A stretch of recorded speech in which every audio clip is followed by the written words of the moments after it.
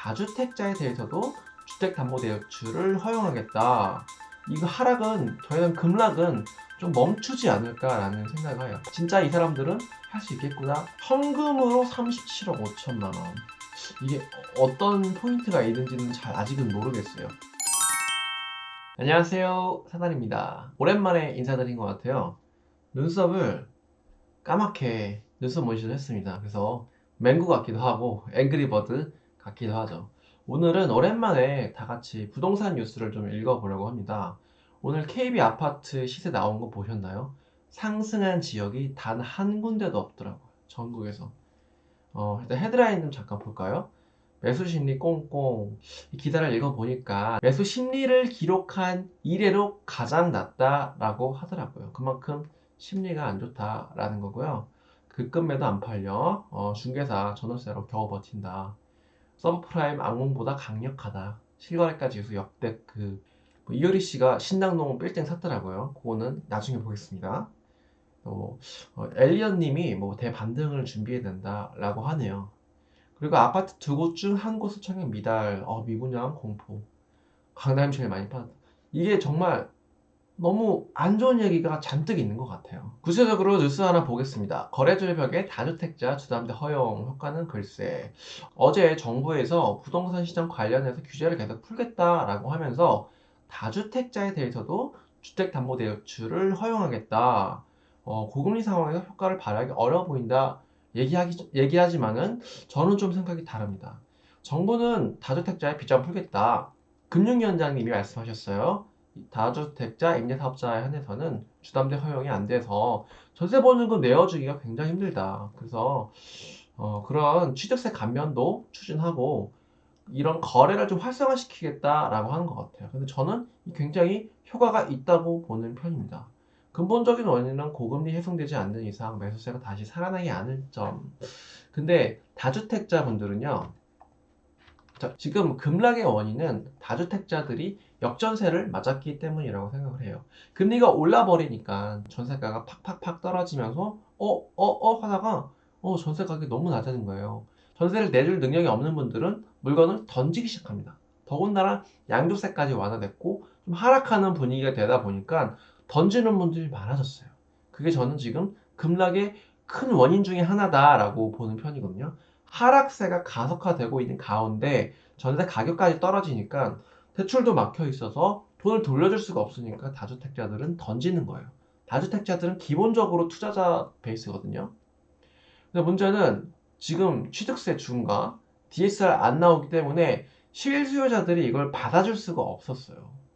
근데 실수요자들은 일단 취득세 중과가 없긴 하지만 어쨌든 취득세가 감면이 된다라든가 DSR이 나온다라고 하면 이거 하락은 더 이상 급락은 좀 멈추지 않을까라는 생각을 해요. 이렇게 다시 회복된다 이런 내용은 아니에요. 근데 적어도 내년에 보금자리론 DSR 9억까지 보지 않겠다라고 했잖아요. 그게 한 가지 포인트고 다주택자들이 이렇게 전세 보증금을 내어줄 수 있게 된다라고 하면 더 이상 급하게 물건을 던질 필요가 없지 않느냐. 어느 정도 밸런싱이 맞지 않을까 이런 생각이 듭니다.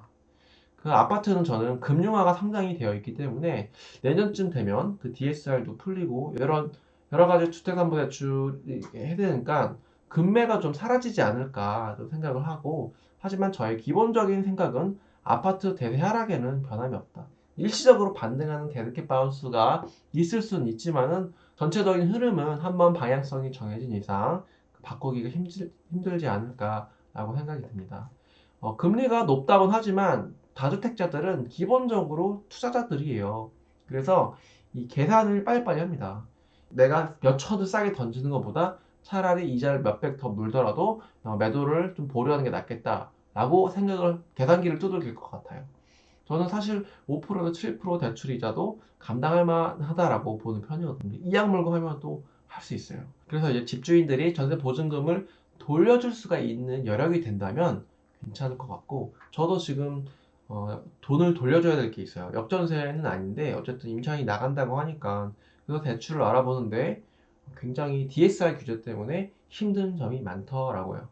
그래서 다주택자가 담보대출을 받을 때 이 DSR 규제까지 같이 풀어주신다면 더 좋을 것 같다는 생각이 듭니다.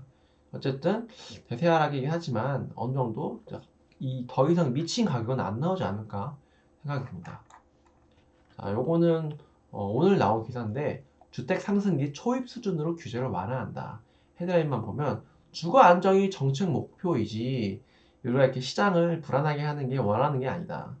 결과적으로 충분히 공급해서 주택을 안정시키겠다. 거래 위축시키는 그런 고통 완화하는 정책을 펼치겠다라고 하면서 본격적인 상승기 초입 단기 수준으로 완화시켜야 한다. 상승기 초입이 언제였죠? 2018년도, 2017년도 이때잖아요. 어지간한 거는 그 전으로 다 돌린다라고 보면 되겠습니다. 서울시장님, 그다음에 국토부 장관님, 금융위원장님, 대통령님 모두가 한 목소리를 내고 원팀이라는 것에서 상당히 이 정책의 신뢰도가 상당히 좀 가는 편이에요. 진짜 이 사람들은 할 수 있겠구나 라는 생각이 들더라고요. 마지막으로 읽어볼 거는 이효리 씨 관련된 기사인데 신당동 빌딩 샀다. 대출 없이 37억 원 현금 매입 해가지고 아름다우십니다. 37억 원대 신축 빌딩을 현금 매입했다. 생일날 하셨다고 하고요. 현금으로 37억 5천만 원. 신축이고 약수역 8번 출구에서 500m 거리에 위치해 있다. 대출 없이 받았다는 게 재밌는 것 같아요. 왜냐면 수익률이 지금 이제 3%대라고 하면 높은 편도 아니고 낮은 편도 아닌데 용산구 한남동 빌딩을 88억에 매각해서 매각 차익을 30억을 얻었잖아요. 매각 차익을 그냥 현금으로 그냥 건물을 산 거예요. 대출 금리가 올라도 여기서는 3%의 수익률이 나옵니다. 37억에 3%면 얼마죠? 대략 1억 정도 될 거예요. 1년에. 안정적으로 돈을 가져간다라는 게 안정적인 투자를 한 것 같아요. 근데 위치를 보면은 이쯤에 있더라고요. 여기가 약수역이고 위에가 이제 신당동인데 장충중학교 여기 보면은 회사 사옥이에요. 근데 약간 좀 저는 이게 어떤 포인트가 있는지는 잘 아직은 모르겠어요.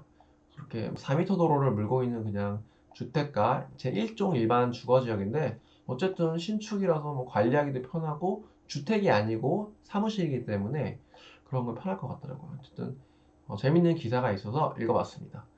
이효리 씨가 이제 투자하는 부동산들은 대부분 성공했는데 이건 또 어떤 투자 포인트가 있었는지 제가 한번 분석해서 다뤄보도록 하겠습니다.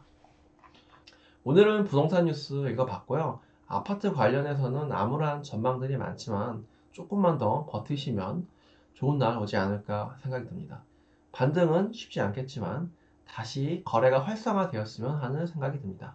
오늘 영상은 여기까지고요. 내용이 유익하셨다면 구독, 좋아요, 알림 설정 부탁드립니다. 네, 지금까지 사다리TV였습니다. 감사합니다.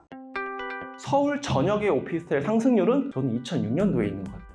입주물량이 거의 없다시피 해요. 종부세 측면에서 봤을 때 초역세권인데 안 살 리가 없더라고요. 여기 발산역의 특징은 취득세, 종부세에서 주택수에서 빠지기